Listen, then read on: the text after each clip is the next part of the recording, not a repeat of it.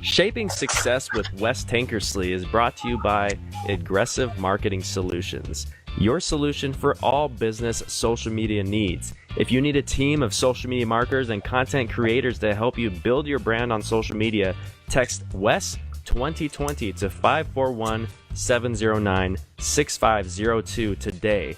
Get started building your brand on social media. Success is defined differently by every individual. Some have never even considered what it is. I hope when I get older I'll be successful. What does that even mean? Money? Cars? Big house? On this show, we strive to look at it a little deeper, learning from successful individuals on what they believe success really is and how to obtain it.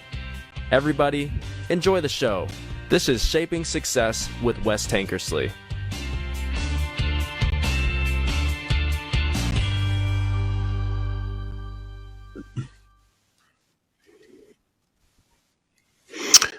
What is up, everyone? Welcome to Shaping Success. I'm your host, Wes Tankersley. This is episode 26. Before we get started here, I want to talk a little bit about a couple things. On Facebook Live right now on TVPBN, if you are watching this live, please do a watch party. Let's get this thing spread out so everyone can see it. If you are listening to this on podcast, check out Apple Podcasts. Please give me a 5-star review. Spread the word and help us to show everyone what Shaping Success is all about. Okay, so today we have episode 26. Our guest is Zach Johnson. Zach is from Cranbrook, BC. He currently resides in Germany, so he is up a little bit late. It's about 2:30 over there right now, 2:46 to be exact. So Zach, thank you for staying up. Welcome to the show. Yeah, it's my pleasure. Thank you for having me here. So Zach is the host of a podcast as well as a professional baseball player over in Germany. His podcast is called the Limitless Possibilities Podcast. So Zach, before we get started here, I know that you are from Cranbrook, BC. That is where we talked about where you're from. Can you just take us from there and kind of just tell us a little bit more about you, how it all started in Cranbrook and where you are now? Yeah, absolutely. So grew up in Cranbrook, British Columbia. Grew up playing baseball and hockey, and had an opportunity during high school, put up some pretty good numbers, and had an opportunity to continue playing. So I actually moved to Alberta to play at a baseball academy. From the baseball academy, I actually had a major injury happen where I ripped all 4 tendons off my rotator cuff. So I ended up having to have complete reconstruction done to my shoulder. Had to have all 4 tendons reattached. So that was a bit of a, I guess, early learning curve with the mental approach and kind of staying on top of the mentality overall. Then from there, I had the surgery, was told that there was a 60% chance that I would never play again. Moved to California, went to junior college in California. I attended Porterville College just outside of Fresno. So I was there, did really well, had 2 very successful years there. And coming out of that, I actually had a few offers to go play Division II in California, and was going to go, got to the school and got told, you know what, you played at the baseball academy, so you actually don't have any eligibility left. So that was obviously kind of an early kind of slap in the face or punch in the face, so to say. So from there, kind of had to scramble a little bit. Had thought coming out of junior college was going to get drafted, just didn't kind of transpire and happen that way. So obviously some of the contacts that I created through that network of scouts or friends or associate scouts, so to say, was able to get a developmental contract. And from there, bounced around, was in Iowa, then I was out in Virginia for a little while, was in Arizona, then I was out in Vegas. And during the winter that year, I ended up actually playing in Puerto Rico. Had a really great year there. Ended up being the MVP of the league that year down there. And then from there, had a few independent opportunities. But anybody that's familiar with independent baseball, it can be a little bit of a revolving door that can be very political when it comes down to it, unfortunately. So for myself at that point, coming off the injury and kind of bouncing around the way that I was going, I don't know how much I really want to do this.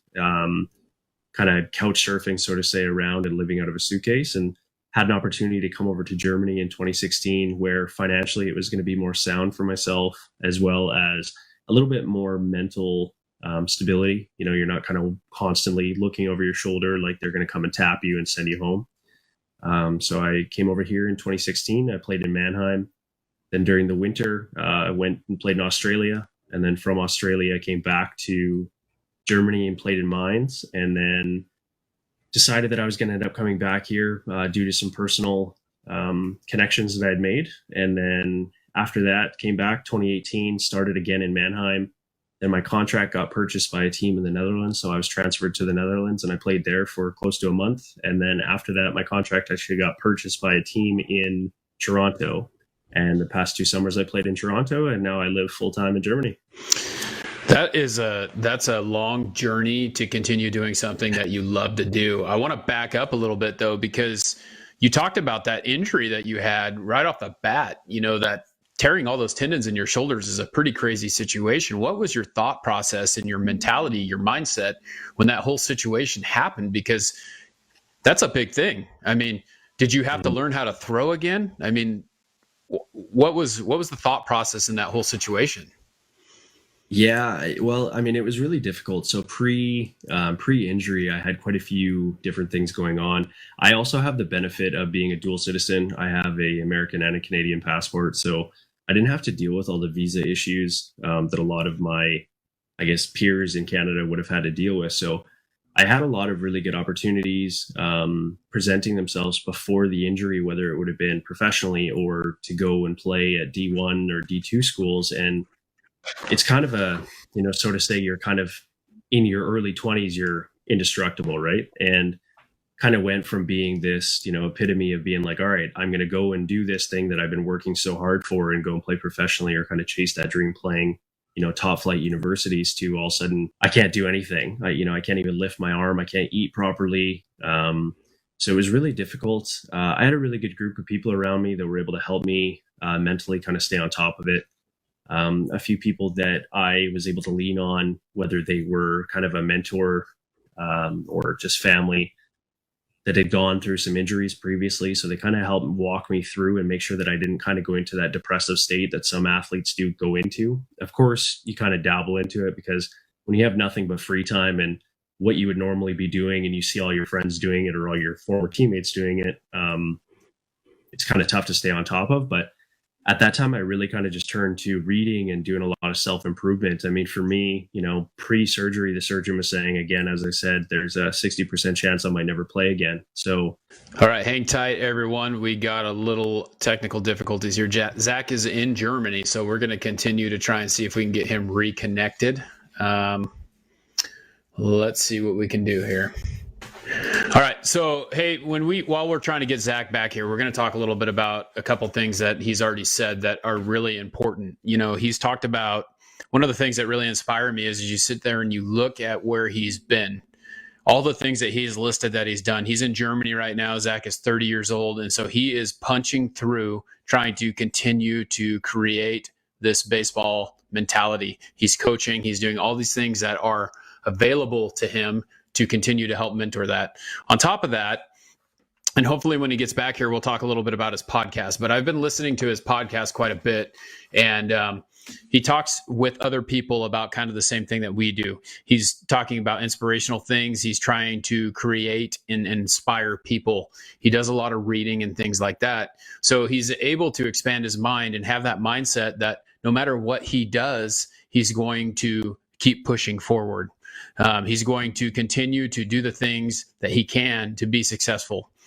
I talked to him a little bit earlier today, and he's going to talk about, if we can get him back, we'll talk about his injury a little bit and about how he's currently hanging out. He's tore some ligaments in his knee, and he's continuing to push through that. But while he's doing that, he's creating these episodes for his podcast that are just very inspirational. If you haven't listened to it yet, you should check it out. He talks a lot about how, and with guests, about how they are creating their success and what they're doing. One of his most current episodes that he talked about, he had another professional baseball player. Unfortunately, I can't remember his name, but he coaches with the Baltimore Orioles, and he was a teacher just as I was. And so one of the things that he talked about was the fact that when you come into professional baseball, you are able to create professional baseball coaches aren't normally someone who does not coach in college, does not coach in at some lower level before, but they pulled this guy out, and he's in the Baltimore Orioles organization now. And so, baseball for me is one of those sports that you think about it. You have to learn how to be successful no matter what. And so when your batting average is 300, that is considered a successful baseball player, correct? So that means that 3 out of 10 times you got a hit, right? So think about that. Think about that, how you relate that to your life.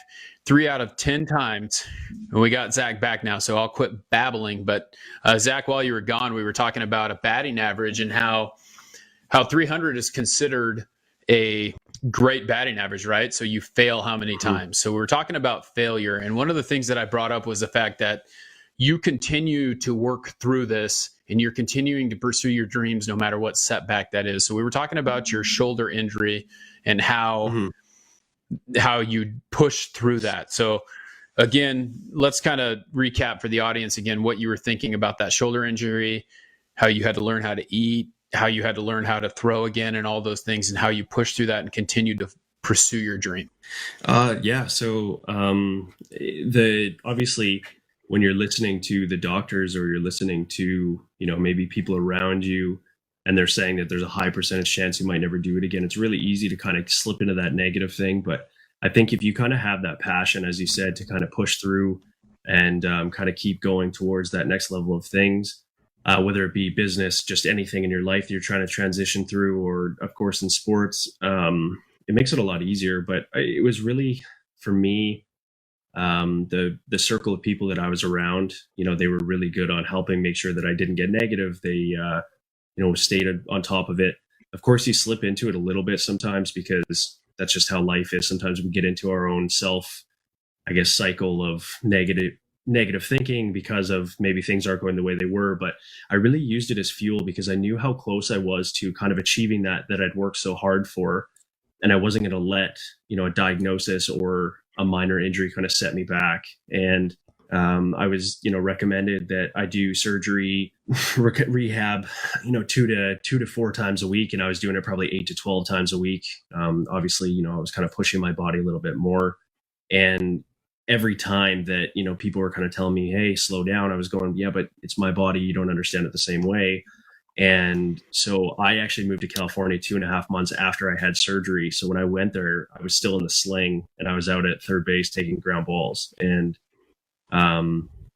it was kind of something, a lot of the reading, a lot of the, people that I'd kind of talked to, I really took the mentality that they had to kind of help push, I guess, as you said, to kind of go through the negative things. And then obviously just trying to relearn how to throw. I mean, pre-injury, I went from, throwing low to mid 90s to not being able to, even throw at all. So kind of relearning. I definitely learned a lot about myself going through that whole process, but I also learned a lot about the people around me and kind of how much we can kind of let the people around us influence. And one thing that I really took out of it, I heard a couple times from multiple people, was you are the result of the 5 people you spend the most time with. So during that time, if I would have spent time with people that were constantly telling me, hey, you're not going to do it, you're not going to do it, you're not going to do it, I probably never would have. Whereas, I had people in my corner that were saying, hey, maybe take it easy, but we're really proud of you, keep pushing through the injury. So I learned a lot about myself. Of course, I would have rather it never happened, but I do think that everything kind of happens in the way that it's supposed to at the time, whether it be the universe or God or whatever you want to call, kind of giving you that lesson or that teaching moment. And I definitely kind of learned the most, I think, at that point about myself. And it's helped me obviously push through, and whether it was, pushing through kind of the ups and downs of the heartbreak of not getting drafted after being kind of promised that it was going to happen, or what the case was. I think that mentally prepared me kind of just to deal with what I needed to moving forward. So can you talk about kind of one of the things that I took out of that, what you were just talking about, was the fact that you had to push through those negative thoughts. What was kind of the process with that? What drove you to continue to say, hey, you know what, forget this, screw this, I'm going to push through? What was it? Was it the outside influence of people pushing you through? Was there something in your mind that just was like, I'm not going to quit? What was that? What was that drive that caused you to push those negative thoughts out?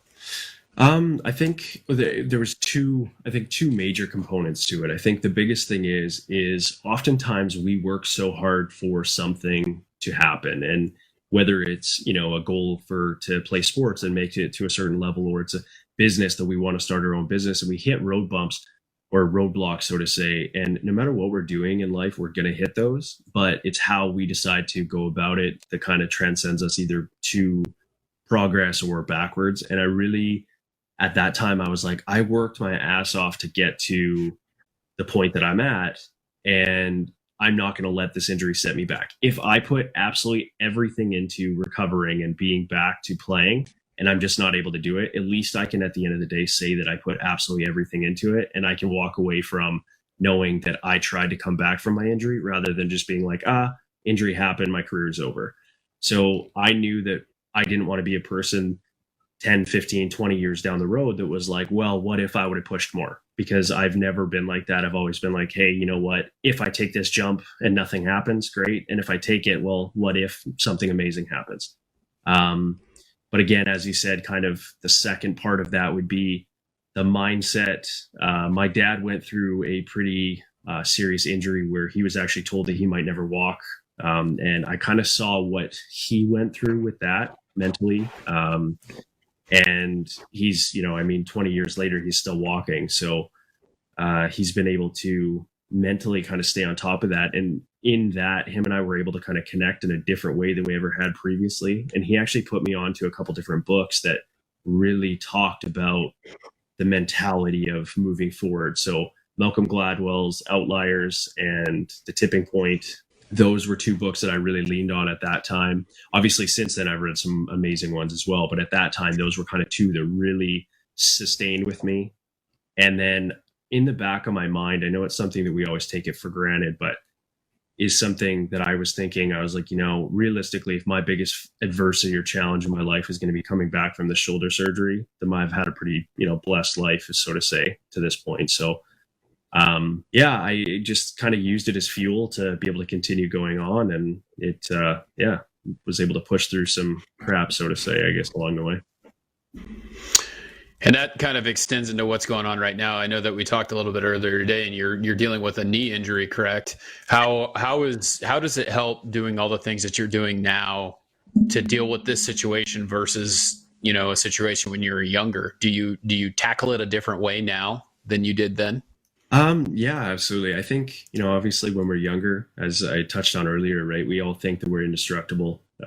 We can do whatever and nothing's ever going to come harm to us, where as we get older, we get a little bit more wise. So I would say that, physically, obviously, I definitely see that I can't push myself where I'm going to be doing physio 12 times physio actions 12 times a week, because my body's not going to be able to handle it. But mentally, I think I'm more prepared, where at that time, I relied so heavily on my teammate interactions, and I relied so heavily on kind of that social camaraderie of being in the locker room for kind of not justifying who I was as a person, but kind of as that feel good, right? Being around those guys, you get that feel good moment of, okay, yeah, I'm a part of this. Whereas now I don't necessarily rely on it so much. Of course, I love being in the locker room and I love being around the guys, but with the amount that I've traveled and the amount of different locations that I've been in, I don't necessarily lean on that so much. I think before, and it's something that all of us have to go through at some point, we have to learn to be okay being by ourselves, whether it's alone with our thoughts, alone with ourselves on time, right? And I've gotten a lot better at it. So I think physically, obviously, a little bit more restrictive now, but I think mentally so much beyond where I was at before, where it doesn't really affect me. I just think, obviously, I'd love to be playing right now as the season's starting to get back going, but mentally, I'm in a much better place where it's a lot easier to just transition and not really focus so much on the possibilities of the negatives of it.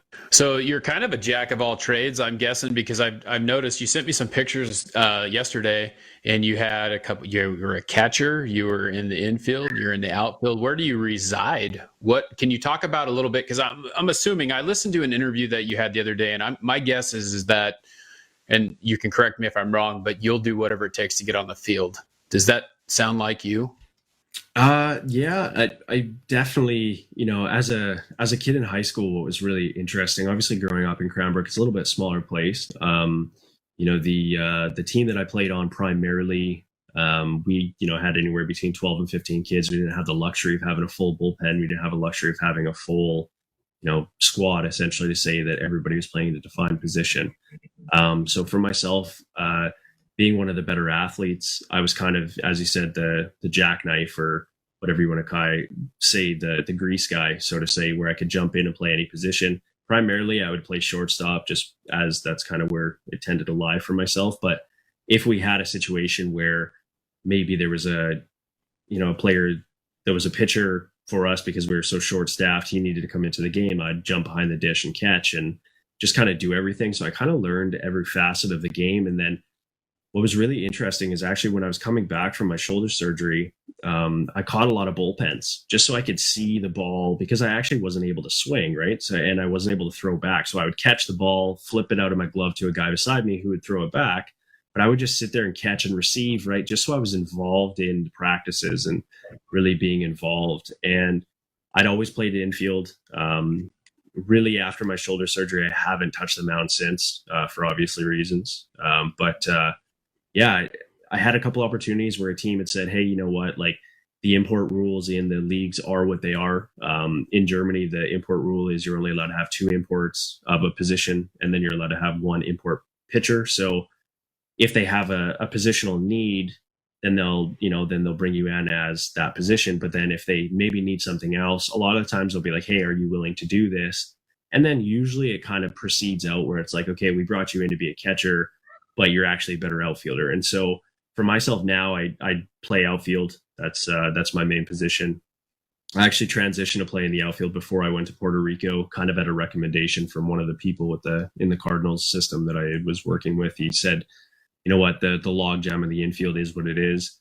Moving to the outfield, they're probably open more opportunities, and obviously it happens. So have the ability to kind of play wherever. I think that's kind of helped in my ability to work with youth as well, because I can kind of transition and work with them in different situations. But yeah, as you said, kind of a grease guy, kind of just be able to play everywhere. So professionally, I have been a catcher, played infield and played outfield, but primarily just playing the outfield. Yeah, I like talking to kids about that too. It's one of those things. When I was coaching in high school, it was the fact that no matter where we put you, it's important. So you need to be willing to do whatever we ask. And that's what I like about seeing those, those different pictures and talking to you a little bit about it, is the fact that it seems like you're willing. If they asked you to do something, you were going to do it because you know that you are an integral part of that team, and whatever it takes to win, that's what you're willing to do. Mm-hmm. So let's move on a little bit here. I want to talk, I've been listening to your podcast a little bit, and you've been talking a lot about like books that you read and things like that. Can you talk a little bit about the importance of reading and how that's influenced everything that you've done? Because, recently I've been reading a lot more than I normally have.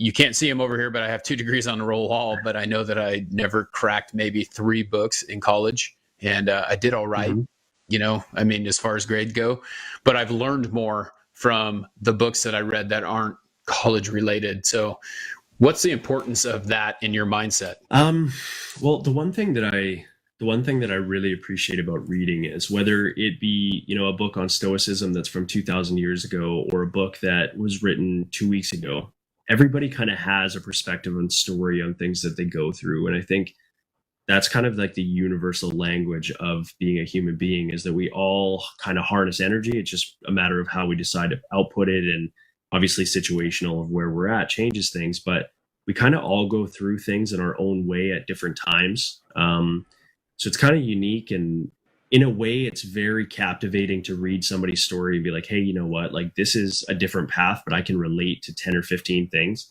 And that's the thing I love about podcasting too, and just listening to podcasts, is whether you take absolutely everything for what it is in the podcast, or you take 5 or 6 snippets out of, maybe an hour conversation, there's going to be something for everybody in there if you're willing to hear it. And I think that is something that's reading's been allowed me to do, is kind of open my mind a little bit to different perspectives. Whereas it's very easy to become closed-minded on topics. And again, we only know what we know. You can't knock on people for knowing what they know, but the more we're able to kind of take other people's stories and kind of ingrain that into us, I think it allows us to be kind of more open-minded, which opens our mindset up to maybe dealing with different things. Because if we read a book, just to use Malcolm Gladwell's book that I was talking about earlier, in Outliers, he shares a situation where a person was given or diagnosed with a disability when they were a child, and then as they move into adulthood, they dealt with many different things. Well, I'm not a person that was diagnosed with a disability, but I dealt with some of the same things along the way with my injury, where I was being told, you can't do this, you can't do that. So I was able to kind of connect two things. So I think that's something about reading and podcasting that's so unique in a dynamic, that if you're willing to maybe not fully understand the situation, but kind of put yourself into somewhat of those shoes, you're kind of able to always pull something out. And I really attribute that a lot to being able to open my mind out to a lot of different things. Those are great insights. And I really think that opens up your mind. I read Outliers myself, and I've been through that, and there's so many good things in that. And if you haven't read that, it talks a lot about when you're born, things like that, like how Bill Gates was successful, how Steve Jobs was successful, how the Beatles were successful, how they created the success by spending the time doing the process. So you brought up a little bit about your podcast, which is called the Limitless Possibilities Podcast. And sorry, it's kind of a tongue twister for me. I've been trying to say it correctly all day. But it is a great podcast. And what drew me to you was, you reached out to me in this group that we're in and started talking about yours. Well, we're drawn to the same type of people. And so your podcast, it really inspired me, because it's kind of the same thing that I'm doing. You're interviewing people and talking to people about how they've created what they have. And if you haven't checked it out yet, you should go check it out, because there's a lot of good stories about different people. Can you talk a little bit about your podcast, why you're doing it, what kind of value you're trying to bring to people? Yeah, I appreciate bringing it up and talking about it. And I really think that no matter, again, what we're going through in life, whether we're a person that lives in the Philippines, we're a person that lives in India, we live in North America, we live in Australia, wherever we're at, we all kind of go through things on our own level. So whether you want to say, look at like our life being a book, so to say, just as an easy example, if we look at our life as a book, we all start on page 1. We have to find those breakthroughs for us to flip to page 2, to page 3, all the way up to page, 100, so to say. And along that line, we're going to get stuck where sometimes we can't turn that page of life. And sometimes we get stuck in maybe the circle of people around us, to kind of come back to what we talked about earlier with the 5 people around us. The 5 people around us, it's not that they don't try to, but maybe they don't know how to, because they've also been stuck on that same page for so long. So to touch on reading or podcasting, we're able to kind of find that next level of life and go. And one thing that I really have always loved is another quote that I live by too, is success leaves clues. And so if you look at successful people, and you touched on Steve Jobs or you touched on Bill Gates, and you look at the lives that they kind of entrench for themselves, if you look at their story, they're regular people who decided that they were going to break their generational gaps. And that can be one of the hardest things, I think, for any of us to kind of, I guess, endure, is when you have generational things that you're trying to break through. That can be really difficult, because your own family or your own group of friends maybe aren't meaning to. They want the best for you, but they kind of pull you back slightly. And so by doing the podcast, really just wanted to kind of help people, whatever situation they're in life, kind of have that limitless thinking, because all it takes sometimes, we can have a great idea, we can have a great concept, whatever it is, and all it takes is one friend to be like, I don't know if that's a good idea. And then you kind of get that second thought going on, and you kind of, pull yourself back. Where if you think like, you know what, no matter what I'm going to do, I'm going to jump out of the plane and build a parachute on the way down. And if I make a parachute, I'm going to land properly. And if I don't, well, then I'm going to splash into the ground. But at the same point, I'm going to learn a hell of a lot on the way down. Right. And I think so far, all of the people that I've had on, they've all been people that have kind of taken that leap, whether it be the US Olympic trainer that I had come on and talk about taking the leap, doing that, the professional hockey player, professional baseball players, that have come on, they've all kind of talked about how no matter where they're at, and that's something that I really love is, no matter where we're at in the world, we can all kind of start from here and move to a different page. But we have to take that leap. If we stand at the edge, so to say, let's say we're at our edge of page 5 and we're creeping on to page 6, and we're looking out and we're going, oh, all these people on page 6 are so happy, but you're just watching, you're a fan of the next page, but you're not willing to jump there. You have to find that drive to push yourself there. So, just really want to be able to help people get there. I will never say that I know everything, because I do not. I'm always trying to learn, always trying to connect with people and trying to feed energy, really positive energy off of other people, because I think at the end of the day, energy is the currency of the humanity. And that's kind of why I started it. Well, it's great. And you had a lot of good points there. I really like those analogies that you're talking about, because it is really hard to get in the game from the bench. You have got to be willing to get in the field, right? And that's what I love about your story, is the fact that, here you are. I mean, you are 30. I think we talked about that a little bit earlier, and you're a little bit older as it goes in MLB, I'm guessing. I mean, you look at some of these people like Hunter Pence as a 37-year-old dude, or, he's an older guy and he's kind of towards the end of the career, but you're doing everything that you possibly can, battling through injuries, pushing yourself through that. And that's what I really like about it. It's limitless, limitless possibilities. It really is what it is. And so you're bringing that message through your podcast.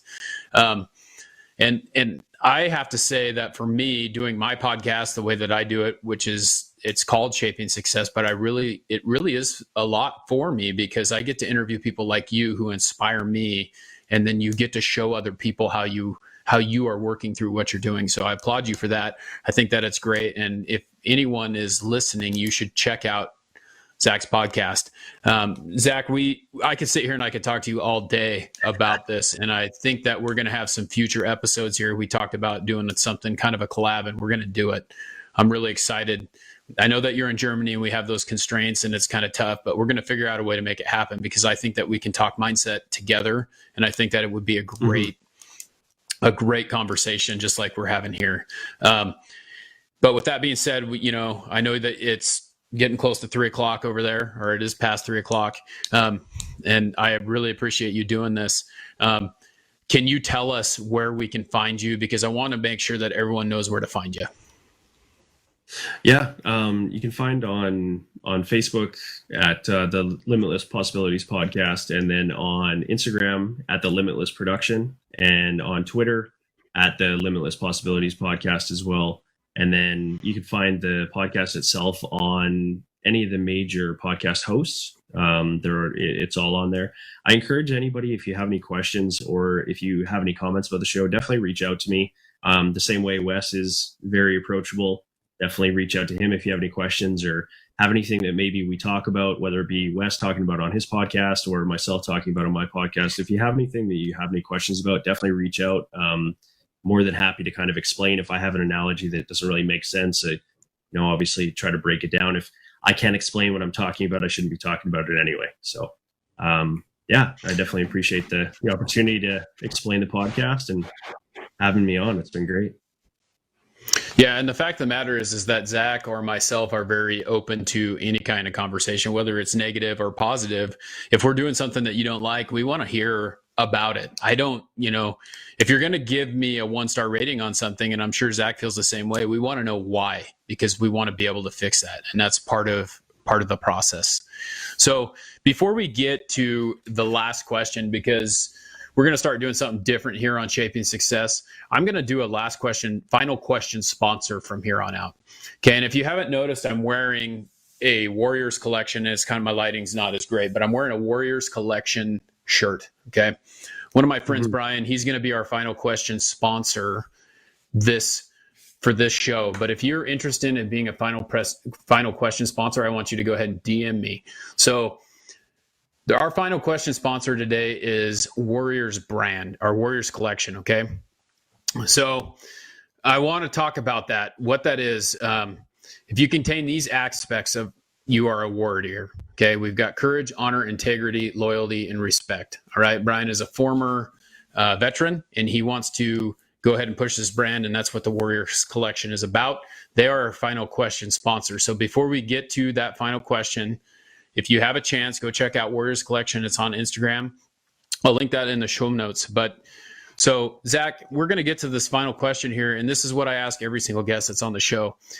So shaping success is about how you define that, because it is different for every individual. For some people, it's having lots of money, having nice cars, having a big house and all those things, but it's different for everyone.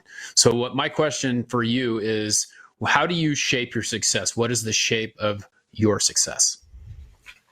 I think for myself to define success is kind of, I guess, kind of a layered situation. But if you think that no matter what, every one of us is going to leave the earth at some point. And to me, I think success to me would be leaving an impact on people in a positive way, whether that be they look at my story and they go, hey, you know what, that's somebody that pushed through. Maybe I can take some of the stuff that he did and I can avoid some of those failures, because that's what we all want to do. I think at the end of the day, success to me is being able to give back to other people and helping them avoid some of the downfalls that I've had along the way, or being able to help rise them up, and just being able to be happy with my own life.